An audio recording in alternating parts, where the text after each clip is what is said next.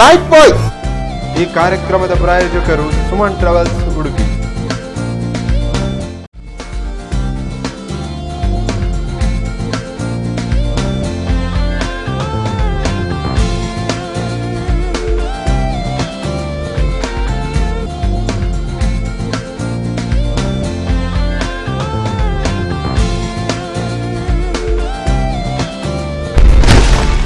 Right bye.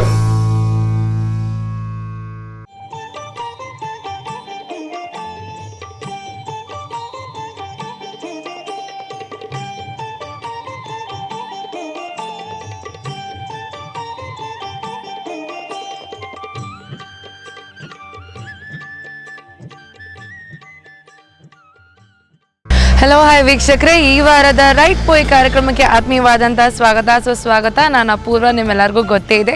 ಹೀಗೆ ದಾರಿಯಲ್ಲಿ ಹೋಗ್ತಾ ಇರ್ಬೇಕಾದ್ರೆ ನಮ್ಮ ಜರ್ನಿನ ಕಂಟಿನ್ಯೂ ಮಾಡ್ತಾ ಇರ್ಬೇಕಾದ್ರೆ ಶ್ರೀಕಲ್ಲು ಗಣಪತಿ ಅಂತ ಬೋರ್ಡ್ ಕಾಣಿಸ್ತು. ಸೊ ಶ್ರೀಕಲ್ಲು ಗಣಪತಿ ಹೇಗಿದ್ದಾನೆ, ದೇವಸ್ಥಾನ ಹೇಗಿದೆ ಅಂತ ನೋಡ್ಕೊಂಬರೋಣ ಬನ್ನಿ.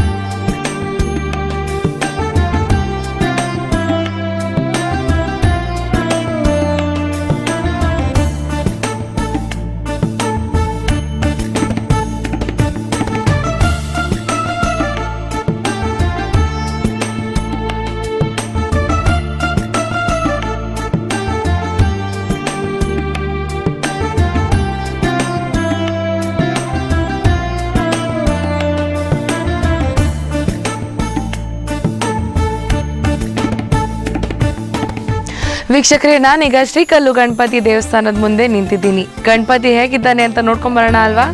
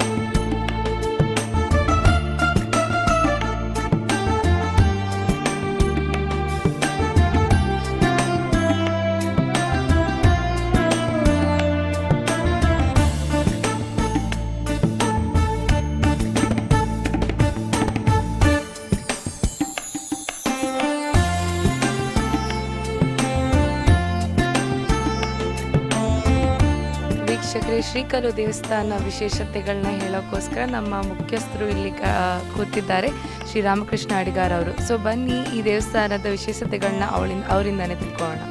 ನಮಸ್ಕಾರ ಸರ್. ಈ ದೇವಸ್ಥಾನದ ವಿಶೇಷತೆಗಳು ಹಾಗೆ ಏನು ಪುರಾಣಗಳು ಗೊತ್ತಿದ್ದು ಅದು ನಿಮಗೆ ದಯವಿಟ್ಟು ಹೇಳ್ಕೊಡಿ. ಇದು ಉಡುಪಿ ಜಿಲ್ಲೆಯಲ್ಲಿ ಹಿರಿಯಾರ ಗ್ರಾಮದಲ್ಲಿ ಮೆಕೆಕಟ್ಟೆಯಿಂದ ಪಶ್ಚಿಮಕ್ಕೆ 2 ಕಿಲೋಮೀಟರ್ ದೂರದಲ್ಲಿ ಸುತ್ತಲೂ ಬಯಲು, ಒಂದು ಬದಿಯಲ್ಲಿ ಹೊಳೆ, ನಡುವೆ ಬಂಡೆಗಳ ಮೇಲೆ ಬಂಡೆ ವಿಚಿತ್ರ ರೀತಿಯಲ್ಲಿ ಕೂತ್ಕೊಂಡು ಒಳಗಡೆ ಒಂದು ಭೂತಾಳ ಪಾಂಡ್ಯರು ಆವಾಗ ಪಾಂಡ್ಯರ ಕಾಲದಲ್ಲಿ ಸಟ್ಟಾದಂತಹ ಒಂದು ದೇವಸ್ಥಾನ ಒಳಗಡೆ ಫಿಟ್ಟಾಗಿದೆ.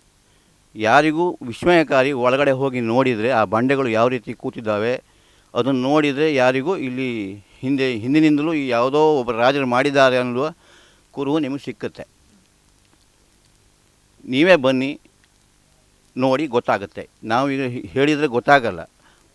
ಎಲ್ಲರೂ ಈ ಜಾಗಕ್ಕೆ ಬಂದವರು ದೇವಸ್ಥಾನವನ್ನು ನೋಡಿದವರು ಇದು ಯಾಕೆ ಸೆಟ್ಟಾಗಿದ್ದು, ಕಲ್ಲು ಈ ರೀತಿ ಕೂತದ್ದು ಹೇಗೆ, ಇದು ಯಾರು ರಾಜರು ಫಿಟ್ ಮಾಡಿದ್ದು ಅಂತ ಕೇಳ್ತಾರೆ. ಇದು ಇಲ್ಲಿವರೆಗೆ ಪಬ್ಲಿಕ್ ಆಗಿಲ್ಲ, ಯಾಕಿಲ್ಲ ಅಂತ ಕೇಳಿದರೆ ಒಂದು ಬೈಲಲ್ಲಿ ಒಂದು ಇದೆ, ರಸ್ತೆ ಇರಲಿಲ್ಲ. ಈಗ ಒಂದು 6-7 ವರ್ಷದ ಈಚೆಗೆ ಸಂಪರ್ಕವನ್ನು ಕೊಟ್ಟಿದ್ದಾರೆ. ಈಗ ದಿವಸಕ್ಕೆ ಒಂದು 50 ವೆಹಿಕಲ್ ಇಲ್ಲಿ ಬರ್ತಾ ಇದೆ, ದೇವಸ್ಥಾನ ನೋಡ್ತಾ ಇದ್ದಾರೆ. ಅವರೇ ಈಗ ವಿಚಿತ್ರ ಪಡ್ತಾ ಇದ್ದಾರೆ. ಇನ್ನು ಒಂದಲ್ಲ, ಈಗ ಸದ್ಯದಲ್ಲಿ ಪಕ್ಕದಲ್ಲಿ ಒಂದು ರಸ್ತೆ ಈಗ ಇನ್ನು ಸದ್ಯ ಕೂಡಲೇ ಆಗುತ್ತೆ. ನೀವೇ ಬನ್ನಿ, ಗೊತ್ತಾಗುತ್ತೆ ಹೇಗಿದೆ ಅಂತ ನೀವೇ ನೋಡಿ. ನಾನು ಹೇಳಿದ್ರೆ ನಿಮಗೆ ಅದು ಚೆನ್ನಾಗಿ ಕಾಣಾಗಲ್ಲ. ದೇವಸ್ಥಾನ ಕಂಡು ಕೂಡ ನಿಮಗೆ ಅನಿಸುತ್ತೆ ಇದು ಒಂದು ವಿಚಿತ್ರ ರೀತಿಯಲ್ಲಿ ಸೆಟ್ಟಾದಂತಹ ದೇವಸ್ಥಾನ, ದೇವರ ಕೊಡುಗೆ. ಬಂಡೆಯ ಮೇಲ್ಗಡೆ ಒಂದು ಗುಹೆ, ಅಲ್ಲೂ ವಿಚಿತ್ರ ರೀತಿಯಲ್ಲಿ ಬಂಡೆಗಳು ಕೂತಿದ್ದಾವೆ.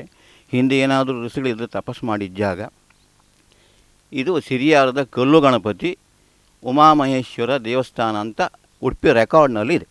ಇದೀಗ ಕಲ್ಲು ಗಣಪತಿ ಅಂತ ಪಬ್ಲಿಕ್ ಆಗ್ತಾ ಇದೆ. ಯಾಕೆ ಕೇಳಿದರೆ ಶಿವಪಾರ್ವತಿಯ ಪಕ್ಕದಲ್ಲಿ ಗಣಪತಿ ಇದ್ದಾನೆ, ಅದೇ ಹೆಸರು ಪ್ರಾಮುಖ್ಯವಾಗಿ ಬರ್ತಾ ಇದೆ. ನೀವೇ ಬಂದು ನೋಡಿ ಆನಂದಿಸಿ. ತುಂಬ ಧನ್ಯವಾದಗಳು ಸರ್. ಈ ದೇವಸ್ಥಾನದ ಬಗ್ಗೆ ಒಂದು ಸ್ವಲ್ಪ ಮಾಹಿತಿಯನ್ನು ಕೊಟ್ಟಿದ್ದೀರಾ. ಹಾಗೆ ನಮ್ಮ ವೀಕ್ಷಕರು ಎಲ್ಲ ಸಹ ಖಂಡಿತವಾಗಿಯೂ ದೇವಸ್ಥಾನಕ್ಕೆ ಬನ್ನಿ. ಈ ದೇವಸ್ಥಾನದ ಒಂದು ವಿಶೇಷತೆಯನ್ನು ನೀವು ಕೂಡ ಅನುಭವಿಸ್ಬೋದು. ಧನ್ಯವಾದಗಳು ಸರ್.